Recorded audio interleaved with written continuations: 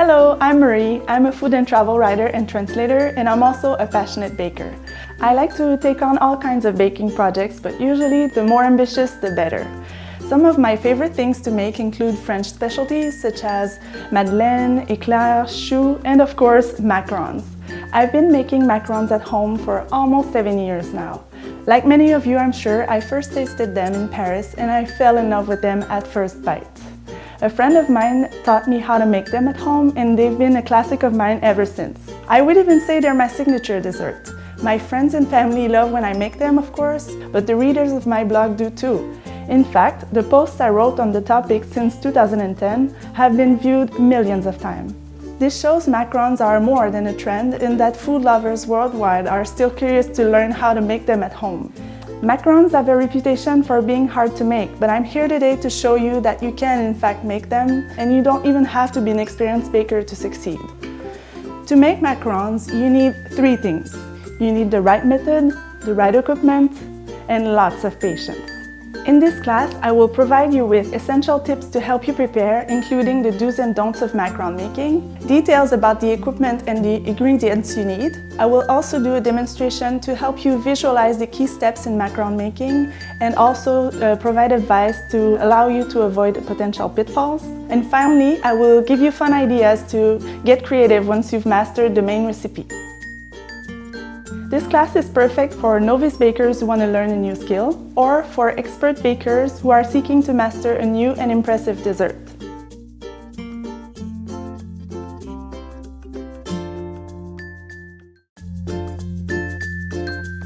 Let me say a few words about what macarons are in case some of you are not familiar with the treat.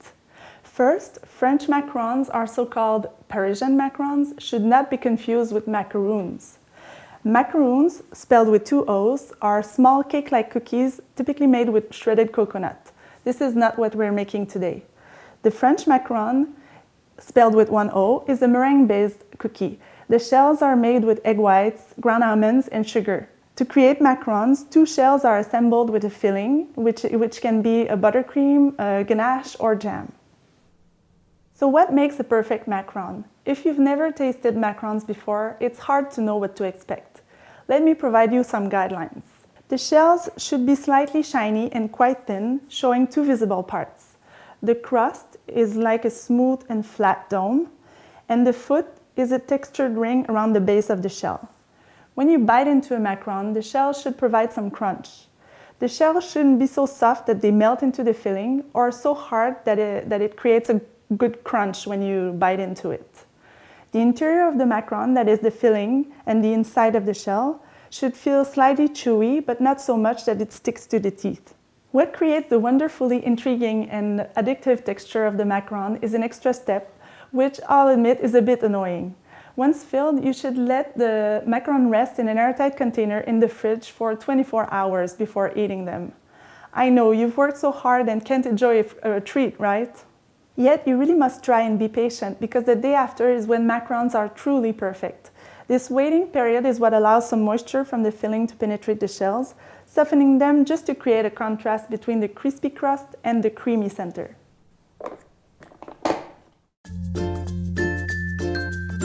Let's review the do's and don'ts of macaron making. Do plan in advance. Making macarons is not a last-minute project. You should free up at least 3 hours in your schedule to give you time to make the shells, let them rest, bake them, let them cool, and fill them. Feeling rushed when making macarons is usually a recipe for disaster. Then, do consider the weather. This may sound surprising, but if it's super hot and humid in your kitchen, it will probably be much harder to make macarons.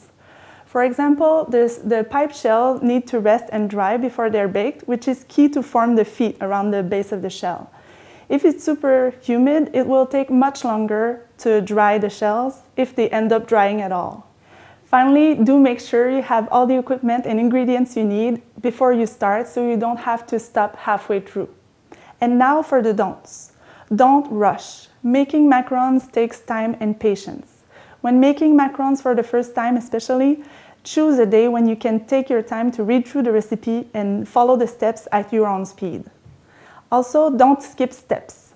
While you may be skeptical that some steps are really necessary, by experience, let me confirm that Skipping any of them will change the result you get. Finally, don't skimp on the quality of ingredients you're using. You need few ingredients to make macarons, so the freshness and quality of each ingredient you use is key to the taste. Here's the equipment you need to make macarons. First, you need a stand mixer to whip the egg whites. If you don't have a stand mixer, you can use a hand mixer, but make sure you have a stainless steel or glass bowl to mix the egg whites into, because it makes for fluffier egg whites. Then you need a food processor to blend ground almonds and sugar together. You also need a scale, which is very important to precisely measure the ingredients. You need a second mixing bowl and a sieve, because you're going to sieve the ground almonds and sugar mixture into it. You also need sheet pans to bake the macaron shells. And I like to use parchment paper to cover the sheet pans, because I find that silicone mats are a little tricky when making macarons, because the shells are very delicate and they tend to stick to the silicone, whereas I have very good results with the parchment paper. I also like to use macaron templates, because it allows me to easily make shells that are roughly the same size. I'm going to provide a link in the class project, so you can download the printable version of this template and use it at home if you want. You also need a silicone spatula to combine the sugar and almond mixture into the egg whites.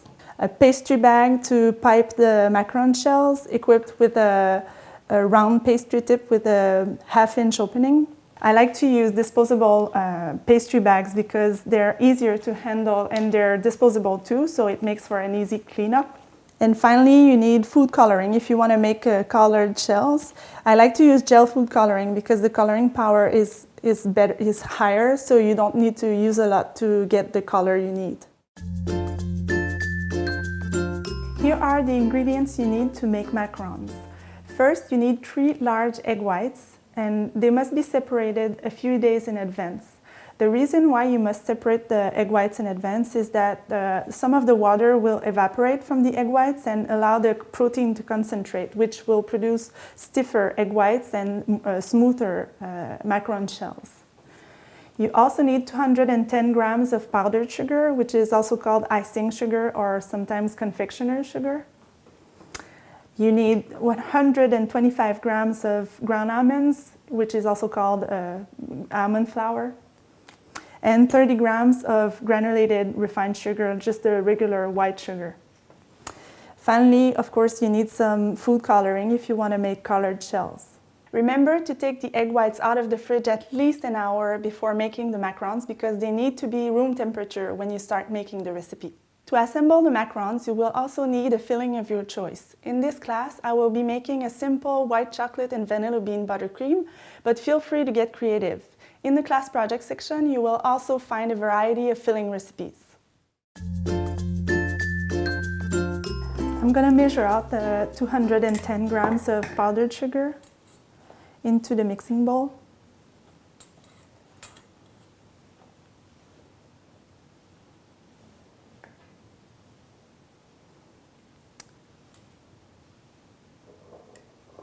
Make sure you hit the exact measurement you need. Don't go over. In the same bowl, I'm going to measure the ground almonds, 125 grams.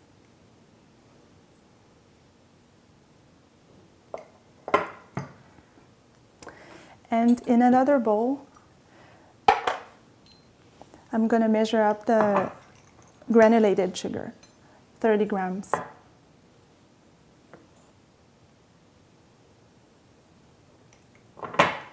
The very first step is to combine the powdered sugar and the ground almonds together in the bowl of a food processor.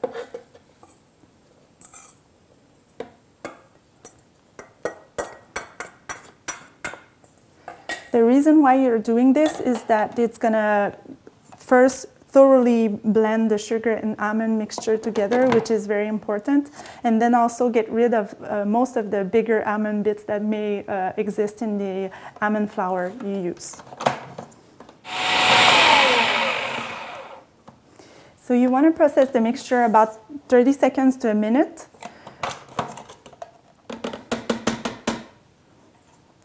And then we're gonna transfer this mixture back to the sieve over the first mixing bowl to make sure we get rid of all remaining almond bigger bits.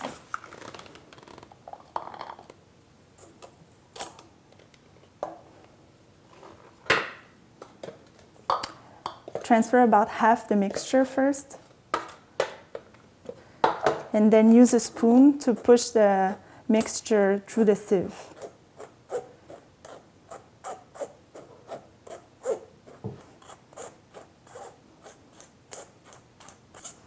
In the end, you're gonna see just the bigger bits remaining in the sieve, so don't push them through. You don't want these into your macaron shells because it's gonna make for a smoother shell, so just get rid of the bigger bits like that. You can just throw them away. The remaining sugar and almond mixture.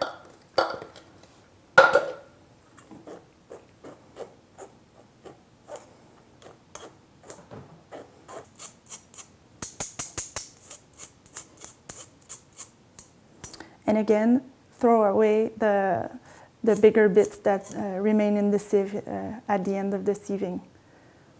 We can set this mixture aside, and we're gonna whip the egg whites now. Pour the egg whites into the bowl of the stand mixer. You're gonna need to beat on medium-high speed until they start to get foamy. When they do, slowly pour the granulated sugar into the bowl.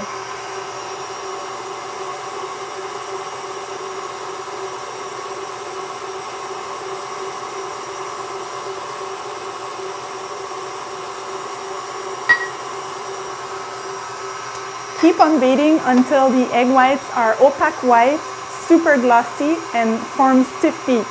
I'm going to show you exactly what they should look like once they're done.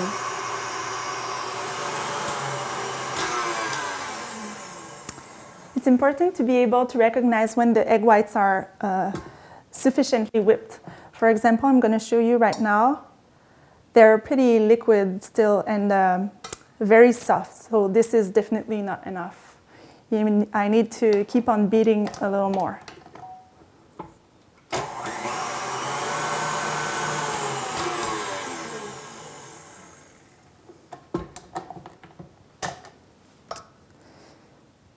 As you can see, they're pretty stiff right now. You need to be careful not to overbeat them so they become kind of almost hard and they look like they're going to break apart. So these are almost done, but you can see that the peak is still a little soft. So I'm going to keep on beating a little more.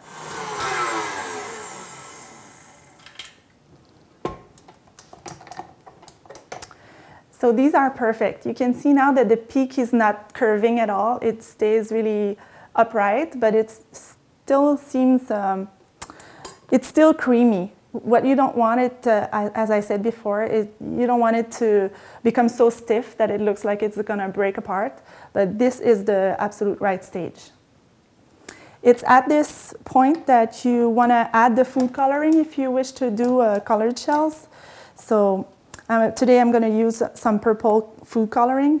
You just need, what I suggest is to start by using just a few drops because you don't want to go overboard, and then mix a little and then check if you need any more food coloring.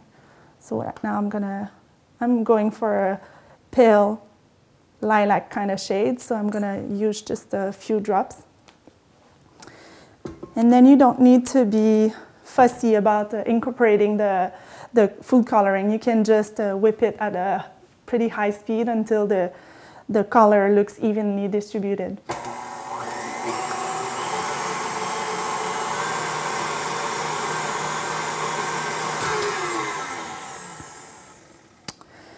There you go. The color looks good.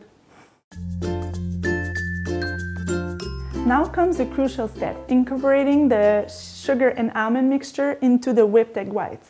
This technique is called the Macaronnage.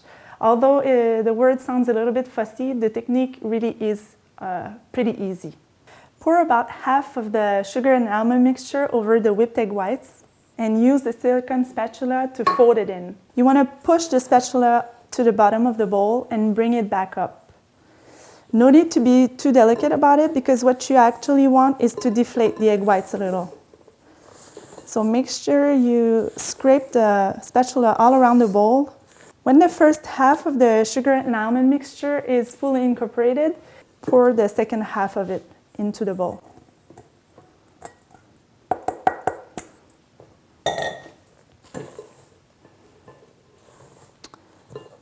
Fold again to incorporate.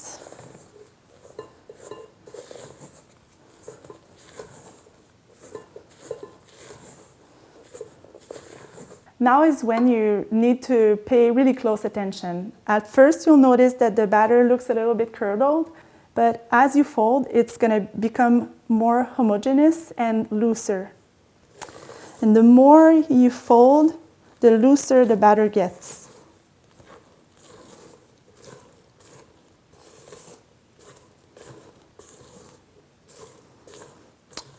Right now the batter is very stiff, and as you can see, it doesn't really fall off the spatula, or it takes a long time to do so. What you want is for the batter to drop off from the spatula in a continuous ribbon. It's very essential that you learn how to recognize when the batter is ready, because if the batter is too stiff, the shells might not form feet. But if it's too loose, the shells will spread unevenly and they will probably crack when they bake.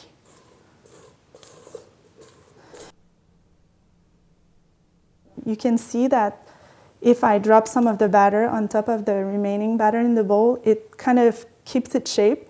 It doesn't melt into the rest of the batter, so that means I need to keep on folding a little more. But you can see right now that the batter has changed appearance quite a lot. It's much looser, and we're getting there.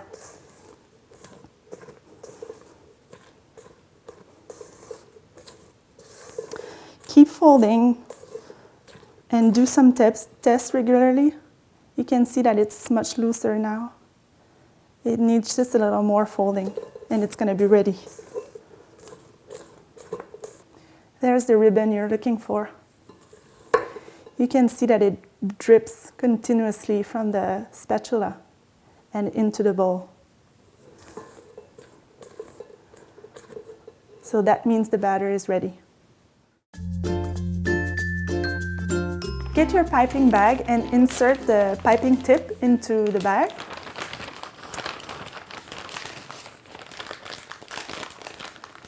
And cut just enough of the tip of the bag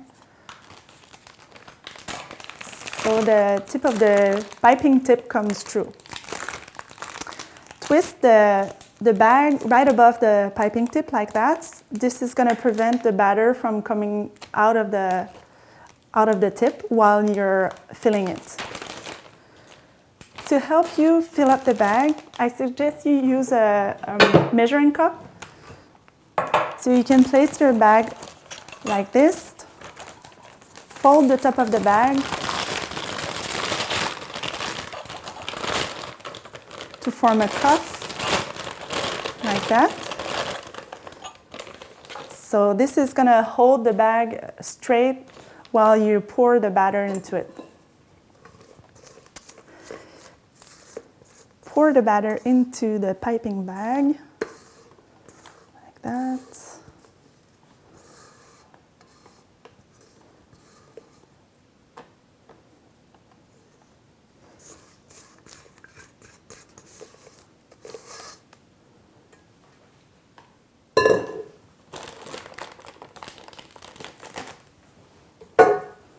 Unfold the cuff.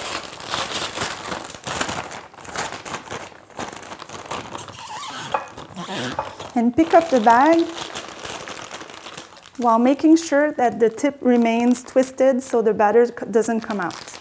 So twist the top of the bag just to close the piping bag.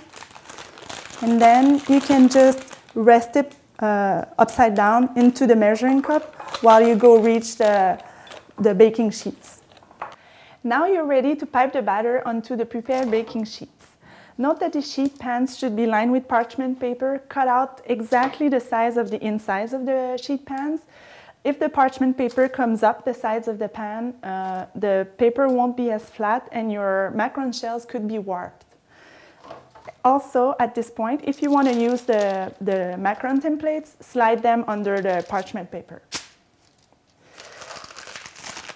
So the hand controlling the flow of the batter is the top hand. The other one is close to the tip to control it and move it from one spot to the next.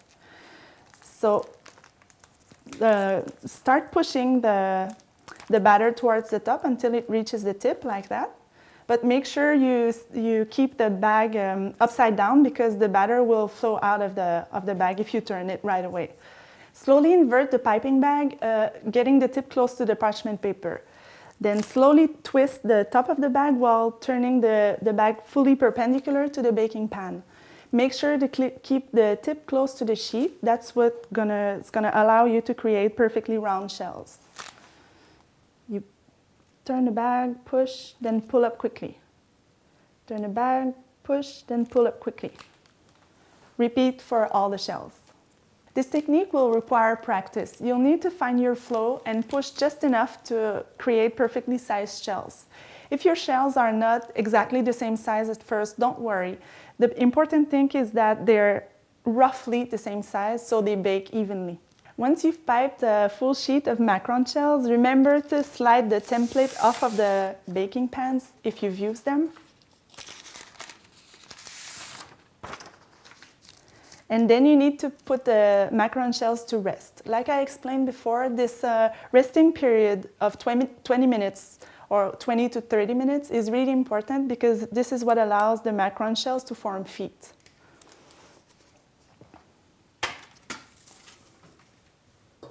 Then pipe the second sheet of macaron shells.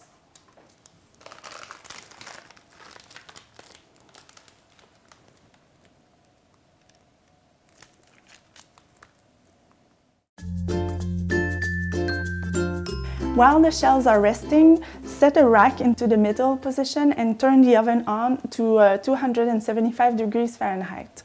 Some people like to bake their macarons at a higher temperature, but I like to keep a lower heat setting because it allows me to keep a better control over the baking process. Now, all ovens are different. Some overheat, some underheat. It's very important for you to figure out where your oven stands because it makes a big difference in the baking time. An oven thermometer is very helpful to make sure your oven is always at the right temperature. After 10 minutes, rotate the pan so the shells bake evenly.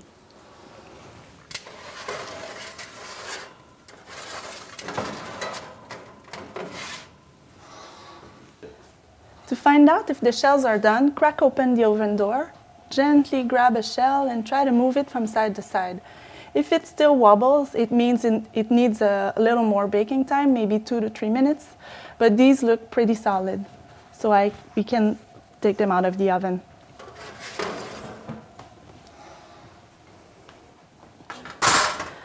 You'll need to let the shells cool 45 minutes to an hour before filling them. Make sure they are completely cooled before putting the filling in. Once the shells are completely cool, use a small icing knife or another thin and supple spatula to carefully scrape the shells from the parchment paper.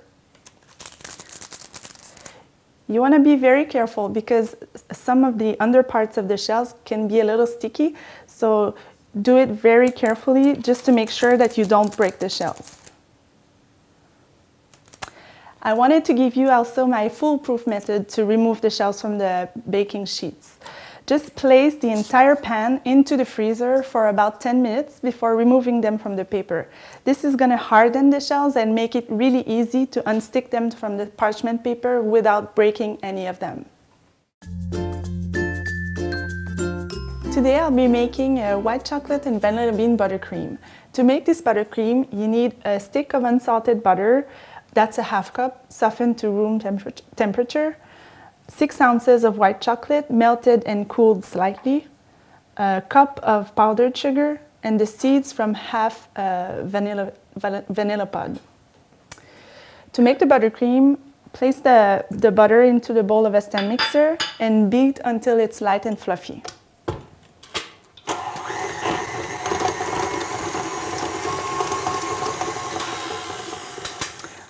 Once the butter is creamy, add the white chocolate and the vanilla seeds to the butter.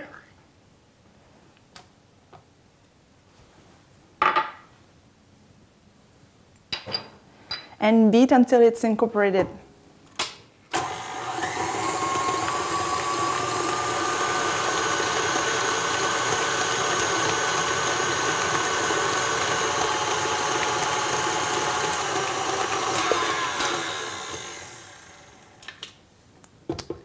Then add the powdered sugar and beat at a slow speed first, just to incorporate the sugar and into the white chocolate and butter mixture.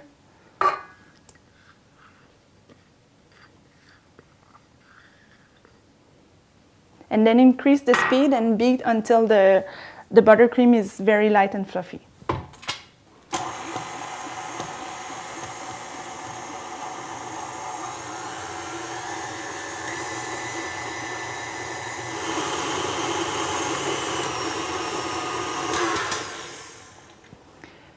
So the buttercream is done. It's as simple as that. Now that it's finished, just transfer it to a piping bag and you're going to be ready to fill the macarons later.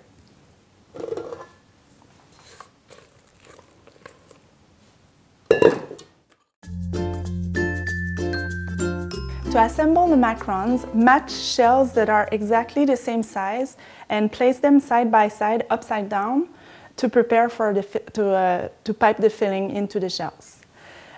Remember that the big shells are very fragile, so make sure to always manipulate them very carefully so you don't crack the top of the shells.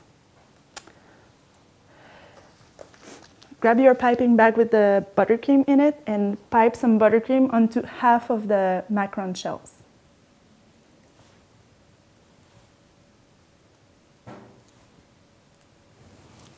Assemble the macarons by gently pressing the top shell onto the buttercream until the buttercream reaches the sides.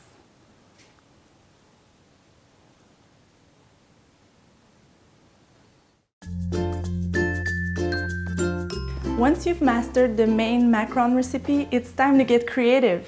When it comes to assembling the macarons, you can mix and match different colored shells like this, or of course use all kinds of different fillings such as buttercreams or chocolate spreads or homemade jams or jellies inside.